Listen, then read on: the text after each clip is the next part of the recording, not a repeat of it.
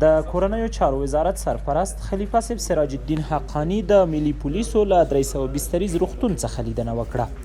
ښاغلي خلیفه صاحب د روغتون له رئیس، اداري کارکوونکو او ډاکټرانو سره وکتل. د دوی د خدمتونو او هڅو قدردانه یې وکړ او ژمنه یې وکړه چې د یاد روغتون اړتیاوې او ستونزې به حل کړي. دا وعده چې د موږ تاسو ته درکوي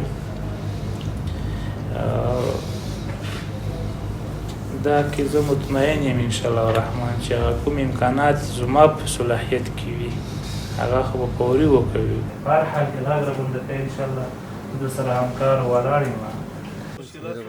وروسته خلیفه صاحب د آی سی یو او اورتوپیډیک واردونو څخه لیدنه وکړه او هلته یې تر درملنې لاندې ناروغانو سره د دغه روغتون د اسانتیاو او خدماتو په اړه خبرې وکړې. هغوی ته یې د خدای جل جلاله له درباره عاجله شفا وغوښته او نقدي مرسته یې هم ورسره وکړه. خدای دې صحت درکړي، الله تعالی دې شفا درکړي. د یادونې وړ ده چې دغه روغتون په ټول هیواد کې 143 څانګې لري. السلام علیکم.